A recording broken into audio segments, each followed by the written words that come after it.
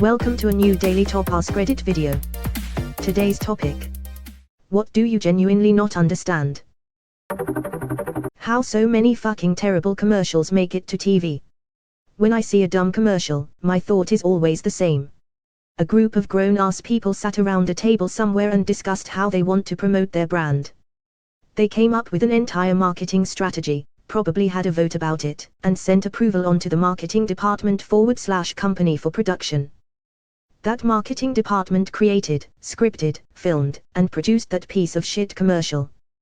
Then they sent it back to the group of grown-ass people, who sat around the same table watching the shitty commercial before agreeing that it's sending the exact message they want about their brand. They likely then vote again to approve running it on TV. A huge budget is approved for putting that dumbass commercial out there, and the result is the piece of crap I just saw on TV. Yeah, I don't understand that. Or all those potato peelers that are made in any different way from the standard potato peeler that everybody has had since forever.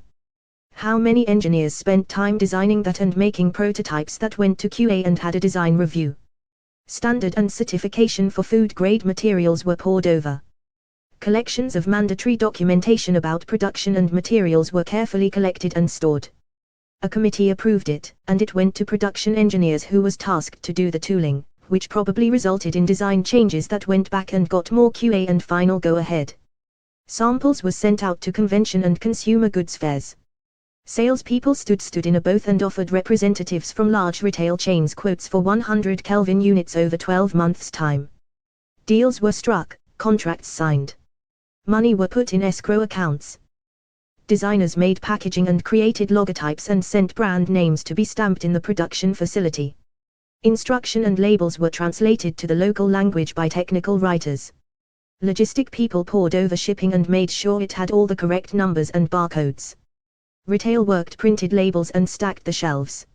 Not once did anybody take the time to stop and say, hey, I actually tried to peel a potato with this and it didn't really work. Like at all. In a lot of cases, whether or not a product works is secondary to whether it looks good on shelves. Potato peelers are a saturated market. Everyone already has one and they last close to forever. But a different peeler with packaging that convinces you that it will work better than the one you've got. That's a fresh market. Whether or not it works is immaterial, you just have to get people to buy it and make it cheap enough to be not worth returning but instead live in the back of the junk drawer forever. To make the problem worse, a single piece of cheap molded plastic with one flimsy razor is way cheaper to mass produce than an actually good product. And it's really hard to improve on the current design. Repeat with every kitchen product ever and you get aisles and aisles of cheap plastic kitchen products that don't work. Why I hate going to sleep and also hate waking up. Edit: I know people hate edits but I didn't think this would murder my inbox and I don't have time to reply to every single person. So, I'm not depressed. I used to be, for several years. But a few years ago I got better. Didn't just happen overnight obviously, but I'm not gonna go into detail about it here. I'm much happier now and enjoy life a lot more, but I still hate my sleep schedule. I keep trying to get it somewhat normal, but it keeps getting fucked up. Maybe anxiety is a part of it, but I doubt that is the sole reason. I don't hate change, for the most part. It depends on the change but I don't think that applies here. I'm not a toddler, kinda wish I was though sometimes. I've tried using melatonin and other sleep aids, sometimes it works but not always. Doesn't matter how early I go to bed, I will lay in bed for 6 hours and not be able to go to sleep until 7 in the morning. I've had this problem for almost a couple decades now and in multiple settings, when I was in high school, when I had a full-time job, and now that I'm going back to school and have a part-time job. I didn't know hating getting in and out of showers was thing, but apparently it is. What a bunch of weirdos. Seriously though, I just think it's very nuanced and there are multiple factors that contribute to it. I'd like to have a sleep study done, but it's so difficult to find the time to do so right now. And to all my fellow sleep haters, unite. Or not, we'd probably be a terrible team, being tired and sleeping at odd times and whatnot. I have the same problem. I admire the silence and calmness of night, just hate daytime and noise. How perfect strangers make small talk, and how they know when to end the conversation without it dragging on awkwardly. The word "oiway" seems to work to segue to the end of a conversation. I used to be a lawyer and had 4 steps on my time to finish this consultation ladder. Okay then. Okay then again, but this time slapping the table gently with both hands. Stand up. Walk from behind desk, past client and open door. Only one client ever stayed sitting past step 4. It was horrible, I was powerless to defeat him. He stayed another 15 minutes, trying to teach me positive energy moves from his own brand of Taikai. I wish my supervisor understood this when he calls me. I'll go anyways and he'll just say yup and then this awkward silence that makes me physically cringe. Askreddit Thank you everyone for the advice on how to end the conversation, but I'm going to have to go with the guy saying he's about to shit himself so he has to go. Wish me luck. When there is a lull in the conversation, just say alrighty, well I need to go do XXXX. I hope you have a great day. And then walk away. Don't even have to say what you're doing. I'll be off, then. See ya. People who take personal offense when your taste in music /movies /food /whatever differs from theirs. I went to college with a guy who listened to exclusively classic rock. Great genre, totally get it. Except he would get legitimately angry when someone put on rap in the car or wanted to sing pop at karaoke. Refused to work with a friend of mine in a group project because she loved techno, said her opinions would never matter because obviously something was wrong with her. Why can't you just let people enjoy the shit they like? It's a form of elitism that makes themselves feel better and more cultured or intelligent than the people around them. It's dumb. I mean, look at the other comments on this post about people liking celebrities. It's the same shit. An extremely elitist friend of mine in high school got me into metal. Told me what genres and subgenres were good.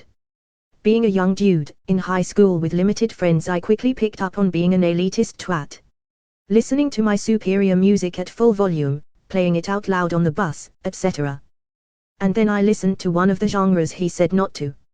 And I really liked it. I didn't say anything, but I listened to it more and more.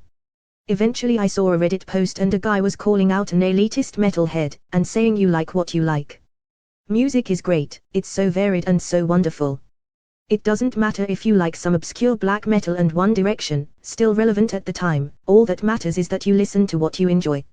And that got me to stop being an elitist asshole.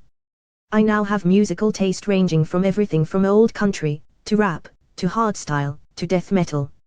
And it's great. There's so much out there, stop shitting on others for 2 seconds and find something new to enjoy. Dude on Reddit told me to seek mental help for liking Venom, the movie. Another stupid example of this is a dude on Twitter said he wanted to punch a kid for saying that he liked Rise of Skywalker.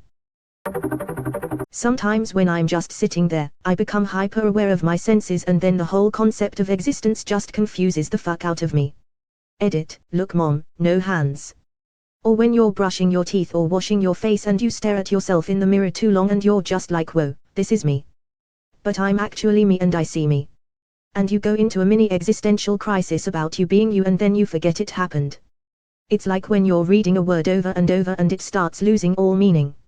Except that instead of a word, it's you. How language developed. Obviously it did, but I just can't fathom how. I just picture cavemen men walking and pointing to things and grunting. Sorry for the edit, but my typo was driving me crazy. That's basically it. They made sounds to refer to stuff and people caught on and used the same sounds and understood through context and repetition what each other meant, and it built and spread from there. I imagine early communication started with things like hey relax, I'm not gonna kill you, come here, look, food tasty, animal danger. All things that are kind of obvious what is intended to convey in context and with pointing at the thing as you make a sound. But really think about the origins of words. I mean, at some point someone decided that this collection of letters means this and others went yep, I like that. Especially abstract words like there, or then. Why is another one that you have to wonder about. Obviously it's a very important question that has led man to figure out amazing things, but why? Nothing. Like the whole concept of nothing boggles my mind. What was here before our universe? Nothing. What's in between the atoms of our bodies? Nothing. What's for dinner? Nothing. I just don't get it. Just because we can't perceive something, it doesn't mean it's nothing. That off vibe you get when you go to an empty parking lot or an IKEA. For those curious as to what I mean, check these subs out, r/Fiat r/Deadmalls, and r/True Backrooms. Liminal spaces. https://theliadlogroup.com/2018/05/31. That picture of a hotel hallway is such a relatable example. Sometimes I want to run like demos are chasing me on the way back from the ice machine even though nothing's wrong.